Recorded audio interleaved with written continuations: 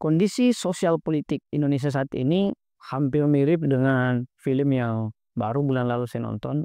Judulnya adalah Daredevil, Born Again. Nah, di film tersebut dijelaskan tentang bagaimana ketika masyarakat dihadapi oleh vigilante dan kemudian bagaimana pemerintah menanggapi vigilante atau kekerasan non-negara. Nah, tetapi perbedaan antara Indonesia dan film Daredevil tersebut, di film Daredevil, vigilantenya adalah superhero, misalnya Daredevil, atau superhero-superhero lainnya. Dan pemerintahannya justru adalah pemerintahan yang jahat, yaitu yang dipimpin oleh wali kota New York pada film itu tidak lain adalah Kingpin. Nah, sementara dalam konteks Indonesia, vigilantenya adalah kekerasan berbasis preman. Sementara pemerintahannya, ya tidak begitu jahat, tapi tidak bisa juga kita katakan sebagai pemerintahan yang heroistik atau pemerintahan yang baik. Nah, mari kita menjelaskan tentang isu sosial politik saat ini, yaitu merebaknya premanisme dan mengapa dalam tanda kutip pemerintah saat ini itu seolah membiarkan terjadinya kekerasan non-negara tersebut. Kita akan membahas tentang tema tersebut menurut buku yang ditulis oleh Ian Douglas Wilson yang berjudul Politik Jatah Preman. Nah, kita akan menarik garis sejarah dari kekerasan non-negara ini atau vigilante atau yang oleh Ian Douglas Wilson sebut sebagai politik jatah preman dari sebelum datangnya pemerintahan kolonial Hindia Belanda. Yaitu kita dulu mengenal ada istilah yang namanya jago. Nah, jago ini adalah orang yang kemudian disematkan kepadanya predikat jago karena ia menjadi penghubung antara rakyat dengan elit. Jadi orang-orang jago ini atau dalam tanda kutip pendekar ini kemudian menjadi perpanjangan tangan pemerintah untuk menegakkan aturan baik itu menggunakan kekerasan formal yang dilakukan oleh aparat maupun kekerasan informal yang dilakukan oleh sang jago tersebut. Nah, selanjutnya ketika Belanda datang, yaitu kolonialisme datang, mengubah landscape mengenai jago ini sehingga pangrepraja yang bergantung pada jago tersebut atau pemerintah lokal yang bergantung pada jago tersebut kemudian diintegrasikan dalam struktur kolonial. Sehingga Belanda sebenarnya menggunakan sistem pemerintahan secara tidak langsung untuk mengontrol para jago-jago tersebut. Misalnya kita mengenal dulu ada yang namanya Si Pitung. Nah, Si Pitung ini merupakan orang jago di dalam konteks Indonesia pada waktu itu yang sebenarnya juga secara tidak langsung melawan pemerintahan. Sehingga ketika Si Pitung ini kemudian melakukan misalnya kegiatan-kegiatan vigilante itu di antara pemerintah, kemudian ia menyumbangkan hasil jarahannya tersebut kepada masyarakat. Itulah mengapa misalnya Hindia Belanda takut kepada orang-orang jago-jago tersebut sehingga harus direkrut dalam struktur pemerintahan kolonial pada waktu itu. Nah, ketika misalnya deklarasi kemerdekaan kemudian terjadi, yaitu ditandai dengan proklamasi 1945, kaum-kaum jago tersebut kemudian terjadi kekaburan atau hilangnya batasan antara kaum jago, kriminalis, dan nasionalis. Misalnya ada kaum jago yang merasa dirinya nasionalis, tetapi di sisi lain orang-orang juga menganggap ada juga kaum jago yang justru bukannya nasionalis, tetapi kriminalis. Sehingga kelompok-kelompok bersenjata tersebut tidak jarang memungut pajak dari rakyat. Nah, sehingga militer pada waktu itu yang kita tahu bahwa militer kita masih sumur jagung pada waktu itu yaitu masa revolusi kemerdekaan mengkooptasi laskar mantan ke dalam jaringan-jaringan kekuasaan militer tersebut. Sehingga misalnya yang tidak ikut dalam konteks yang direkrut dalam pemerintah mendirikan militerisme sendiri atau paramiliter sendiri. Kita ambil contoh misalnya DITI, Daulah Islamiyah misalnya yang berkembang di Bandung yaitu Kartosuwiryo yang mana adalah sahabat Soekarno sendiri kemudian dieksekusi oleh pemerintahan Soekarno. Dan jangan salah DITI ini selain berkembang di Bandung juga berkembang di daerah kami yaitu di Sulawesi Selatan dan Barat sehingga banyak nenek-nenek kami kayak kami yang dulu adalah para militan-militan Daulah Islamiyah atau DITI tersebut. Nah, inilah yang kemudian kita sebut sebagai kaum jago yang kemudian memiliki kekaburan atau tidak jelasnya batasan antara kaum jago ini apakah dia nasionalis atau justru kriminalis. Nah, ketika misalnya Orde Baru mengambil alih kekuasaan Orde Lama pada tahun 1965 sampai 67. Kemudian Orde Baru ini memimpin 32 tahun lamanya, yaitu 67 sampai 98. Kaum jago ini kemudian mengalami formalisme. Kenapa? Karena Orde Baru kemudian membentuk yang disebut sebagai Satkar atau Satuan Pendekar.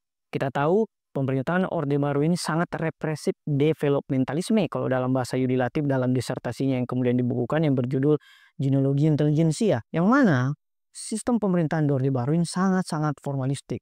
Bahkan misalnya partai itu difusi menjadi 3 saja atau bahkan 2, misalnya PDI dan P3, sementara Golkar tidak dianggap partai tetapi sebagai satuan kerja atau satker atau sekgap, yaitu sekretaris gabungan, di dalamnya ada militer dan sebagainya. Nah, ketika misalnya kaum jago ini atau kekerasan non negara ini kemudian diformalisasi, maka melahirkan misalnya gerakan-gerakan seperti Pemuda Pancasila. Misalnya kalau teman-teman menonton film yang berjudul The Act of Killing atau ketika di Indonesia akan disebut sebagai Jagal, ya kita lihat bagaimana para aktivis oknum Pemuda Pancasila itu dengan bangganya menjagal saudara sebangsanya sendiri, yaitu mantan aktivis-aktivis yang ditenggarai berafiliasi paham komunisme. Sehingga kita melihat bagaimana pemuda Pancasila yang kemudian diberikan mandat oleh penguasa untuk melakukan eksekusi kepada orang-orang yang oposan terhadap pemerintah. Hingga kita melihat juga misalnya ada Operasi Petrus, yaitu akronim dari penembakan misterius. Yang mana penembakan misterius ini ditujukan kepada si jago-jago ini atau si aktivis yang kritis terhadap pemerintahan ini yang kemudian ditembak di tempat secara misterius yang sampai sekarang tidak pernah diadili. Nah, selain itu, di setiap daerah juga ada Siskamling. Kita mengenal sekarang apa yang kemudian disebut Siskamling atau sistem keamanan keliling, yaitu digunakan untuk mengatur geng-geng lokal. Sehingga terjadi lokalisasi premanisme di zaman Orde Baru tersebut. Dan ini tentunya bertujuan untuk melemahkan kekuatan pesaing politik dan militer Orde Baru pada waktu itu. Nah, sehingga premanisme yang sayangnya oleh Yusuf Kala dalam film The Act of Killing tersebut menganggap preman ini serapan kata dari free man atau manusia bebas. Jadi dia menganggap bahwa terjemahan preman atau free man, manusia bebas ini tidak buruk-buruk amat. Padahal kita tahu bagaimana preman ini yang oleh Orde Baru diformalisasi justru menyebabkan adanya kekerasan informal yang terjadi di tengah-tengah masyarakat kita. Maka jangan heran ketika di Orde Baru ini kemudian timbul beberapa organ-organ yang dimotori oleh aktor-aktor politik kekerasan non-formal tersebut. Sebut saja misalnya John Kay. Nah ini John Kay ini kita tahu bagaimana di backingi, dalam buku ini disebutkan di backingi atau lindungi oleh militer. Sehingga bukan hanya Kay tetapi juga lawan dari Kay yaitu Hercules menjadi aktor utama. Yang mana kita tahu pada konteks saat ini Hercules menjadi motor penggerak utama dari apa yang kemudian kita sebut sebagai organisasi preman yang dinamakan sebagai GRIP, Gerakan Republik Indonesia Bersatu. Yang mana keterhubungan dengan militer dan politisi antara organisasi-organisasi vigilante ini begitu kuat dan begitu mengikat. Nah, apa kemudian dampaknya organisasi preman ini di Orde Baru terhadap reformasi? Apakah adanya reformasi itu melenyapkan atau justru membentuk ulang formulasi dari organisasi kekerasan tersebut? Karena kita tahu ketika terjadi reformasi maka terjadi desentralisasi. Ternyata tidak, justru menghabiskan atau membumi hanguskan gerakan preman. Gerakan preman juga terreformasi, terdesentralisasi dan terfragmentasi. Yang dulunya preman ini termonopoli secara sentralistik justru tersebar ke berbagai daerah. Kita juga tahu ketika polisi dan militer kemudian terpisah, maka perebutan di antara keduanya begitu mengemuka seperti yang terjadi sekarang ini. Sehingga aktor-aktor kekerasan ini berebut tempat baik itu dalam konteks organisasi preman berbasis motif agama maupun organisasi kekerasan bermotif kedaerahan. Nah, misalnya ketika pemerintahan Gus Dur kita kenal ada organisasi kekerasan bermotifkan agama yang kemudian kita sebut sebagai FPI yang pada pemerintahan Jokowi kemudian dilarang.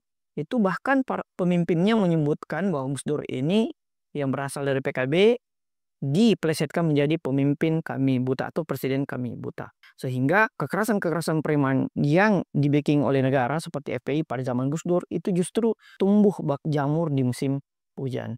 Nah, konflik antar geng kemudian meningkat. Nah, sesaat setelah itu misalnya di pemerintahan Megawati terjadi fragmentasi kekerasan premanisme ini ke tingkat yang lebih luas lagi, yaitu terdesentralisasi.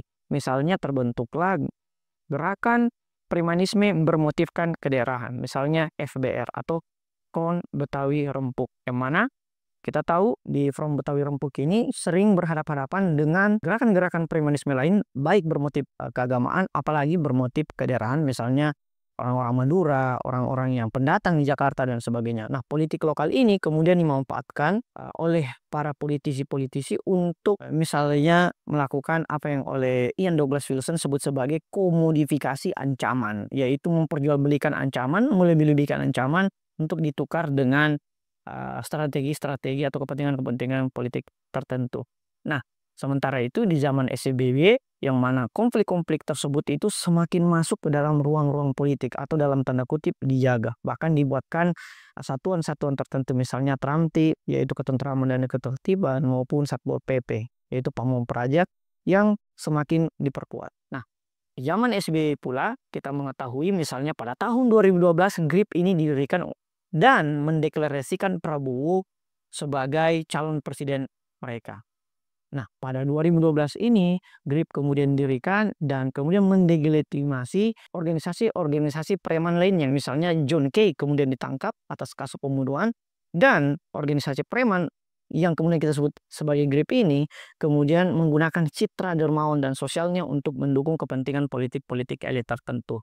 Nah, di dalam dukungan para politik ini, kemudian preman ini menggunakan alat kampanye informal untuk misalnya mendukung salah satu paslon. Dalam hal ini Prabowo, baik itu di Pilpres 2014 maupun Pilpres 2019. Nah, bagaimana konteksnya dengan sekarang? Pada tahun 2025 ini kita tahu GRIP kemudian viral kembali, misalnya dari pernyataannya terhadap para purnawirawan atau pernyataannya terhadap Gubernur Kang Deddy, dan kemudian kita melihat bahwa ternyata ini adalah sejarah panjang bahkan sebelum kolonial datang. Dimulai dari Jago, Si Pitung, kemudian Pemuda Pancasila, FPI, kemudian GRIP, ini semacam sesuatu yang sengaja disetting oleh elit politik tertentu untuk memenuhi kepentingan-kepentingan politiknya. Nah, apa yang harus kita lakukan? Yang harus kita lakukan adalah kita harus melakukan pemetaan ulang terhadap relasi kekuasaan informal. Kenapa? Karena ketika kita membiarkan ini, maka politik kekerasan yang dilakukan aktor non-negara ini, yang kemudian dibackingi oleh oknum-oknum tertentu, akan semakin membuat demokrasi kita itu hanya demokrasi formal. Nah, kekerasan formal ini akan tentu memperkuat demokrasi formal alih-alih demokrasi substansif. Dan transparansi dan akuntabilitas di setiap daerah maupun aliran keagamaan harus diperluas agar organ-organ seperti ini, yaitu bermotif kekerasan agama ataupun kedaerahan, itu tidak tumbuh subur. Nah, buku ini, Politik Jatah Preman, menjadi begitu penting agar kita memahami sejarah kekerasan politik yang memperjualbelikan kekerasan demi mencapai tujuan politik jangka pendek tertentu. Sekira itu, terima kasih. Wassalamualaikum warahmatullahi wabarakatuh.